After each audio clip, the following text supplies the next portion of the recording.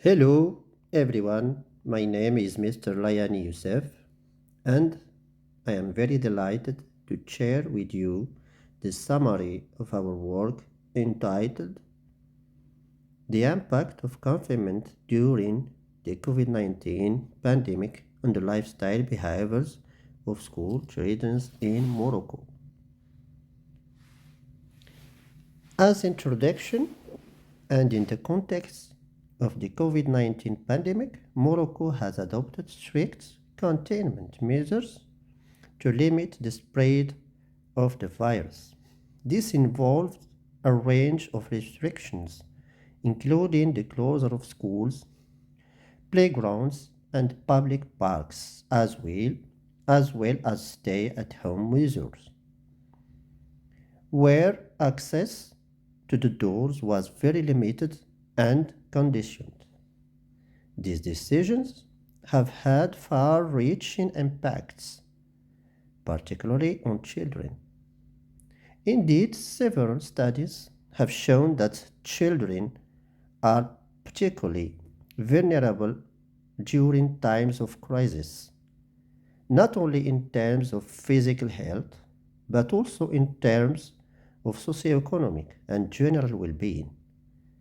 These multiple impacts have highlighted the need to take into account the specific needs of children when managing health crises.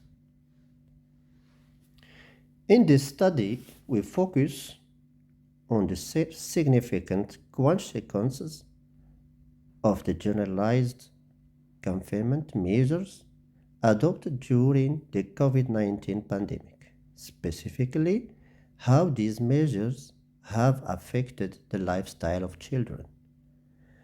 As we all know, the pandemic brought with it a set of emergency public health measures that include widespread lockdowns, school closures, and restrictions on outdoor activities.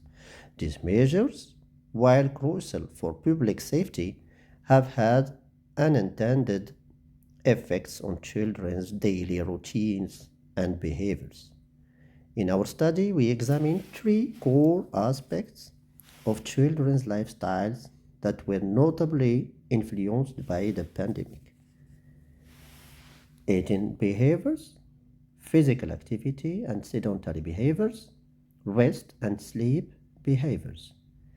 The confinement period led to changes in the way children ate, moved, and rested.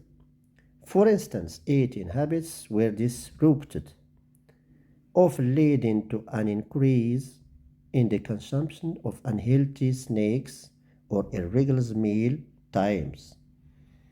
Physical activity took a significant hit, with limited opportunities for outdoor play and exercise, resulting in a more sedentary lifestyle. Additionally, with the blurred boundaries between school time and leisure time at home, children's sleep patterns were disrupted, leading to issues like irregular sleep schedules and decreased sleep quality. The purpose, then, of this study is twofold. First, to describe the changes in these key areas, particularly how they may impact the physical and mental health of Moroccan children. Secondly, our aim is to plan parallel interventions that can help mitigate the long-term consequences. These interventions are essential in preventing potential adverse effects, such as increasing adiposity level, which could lead to childhood obesity, and safeguarding children's physical, mental, and social well being as they transition into adulthood. In summary, this research not only sheds light on the immediate shifts in children's behavior during the pandemic, but also emphasizes the importance of taking proactive measures to ensure their future health and development. The goal is to prevent the predictable negative outcomes from affecting the next generation, ensuring that their physical, mental, and social health is preserved even in the face of such a global crisis. Now let's take a closer look at the methodology employed in our study, which follows a positivist paradigm and is structured as a descriptive study with an analytical aim. In terms of the location of the study, our research was conducted across three private primary schools within the prefecture of Marrakech, providing a representative sample of the targeted population. Speaking of the population, we focused on children aged 6 to 12 years old residing in Marrakech, Morocco during the year 2020. Within this population, we gathered data from a sample of 124 volunteers participants, ensuring an adequate representation for meaningful analysis.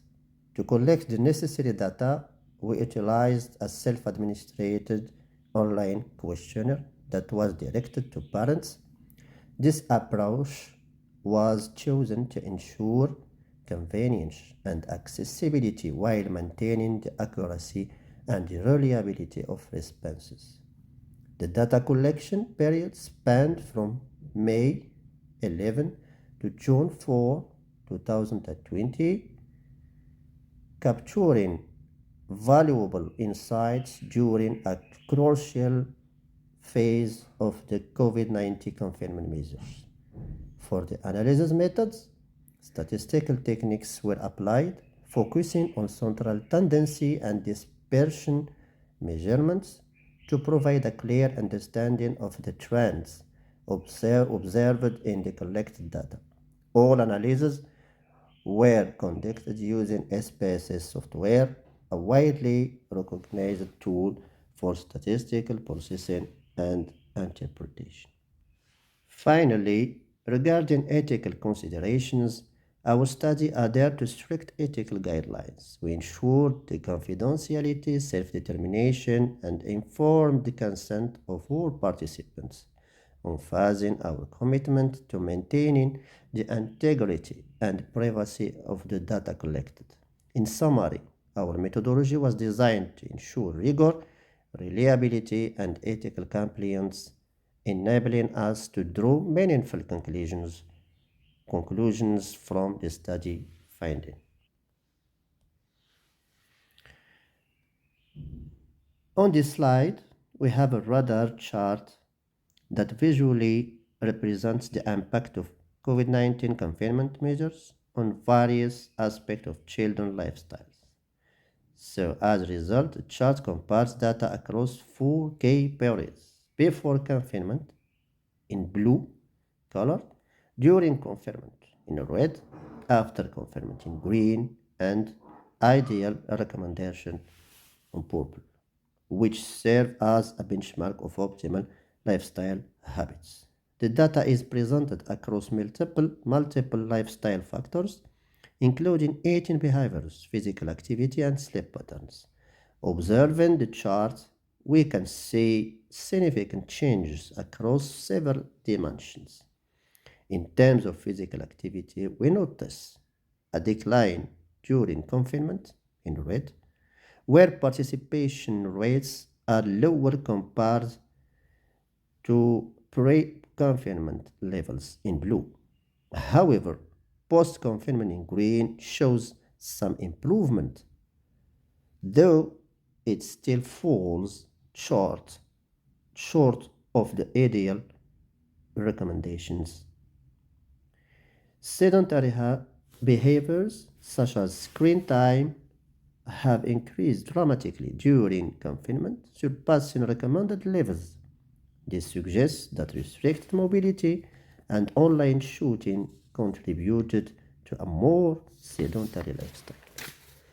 Regarding eating habits, there is a visible shift with an increase in unhealthy snacking during confinement. Post-confinement data indicates some efforts to return to healthier dietary habits, but challenges remain in aligning with the ideal recommendations. Sleep patterns were also affected with irregular sleep schedules during confinement. The data suggests some recovery post confinement, but not yet reaching the ideal sleep recommendations. Overall, this chart clearly illustrates the profound impact that confinement measures have had on children's lifestyle, highlighting the need for targeted intervention to encourage healthier habits and prevent long term consequences.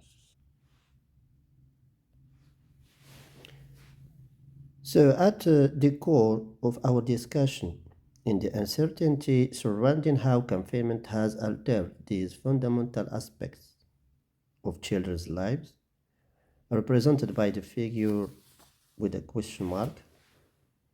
First, we consider eating habits with limited doors, activities, and change in the routine.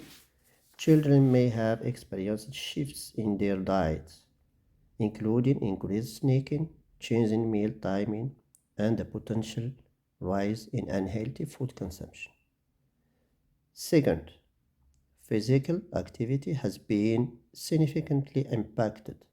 Reduced opportunities of outdoor play, closure of sports facilities, and increased screen time have contributed to lower activity levels, which can affect both physical and mental well being. Finally, sleep patterns have likely been disrupted due to altered daily schedules, increased screen exposure, and anxiety related to confinement. This disruption can impact cognitive development, emotional regulation, and overall health. In conclusion, we can announce, according to after discussion of the results, that analysis of children's habits during the pandemic revealed increased consumption of unhealthy foods and screen time, leading to potential energy imbalance and health risks. While physical activity increased, it was likely due to confinement induced hyperactivity, not structured exercise. Sleep duration increased, but quality suffered due to stress and screen use, impacting development and well being. Okay, so as a conclusion, as we encourage the implementation of containment measures to combat the spread of COVID 19, it's crucial to acknowledge the invisible effects these restrictions may have on children's health. While confinement measures were necessary to ensure public safety, they have inadvertently affected children's daily routines, physical activity levels, eating behaviors, and overall well being. The reduction in outdoor activities, changes in dietary habits, and increased screen time are all factors that could contribute to long term health consequences, particularly in terms of weight gain and the risk of overweight. Therefore, it's essential to take a proactive approach by planning parallel actions aimed at preserving healthy lifestyles during such periods of restriction. This involves promoting balanced nutrition, encouraging physical activity within the home environment, and ensuring that children maintain proper sleep routines.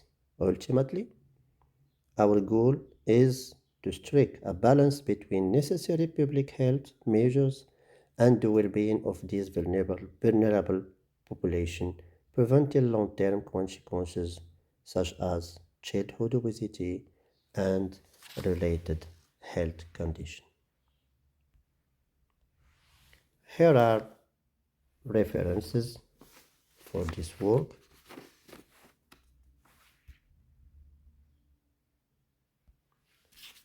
Finally, I would like to sincerely thank you all for your attention and engagement throughout this presentation. The impact of COVID-19 confinement on children's lifestyles is a crucial topic, and I hope this discussion has provided valuable insights into the challenges and opportunities we face in promoting healthier habits for our children. I wish you good luck during the rest of the presentations, and once again, thank you for your time and interest.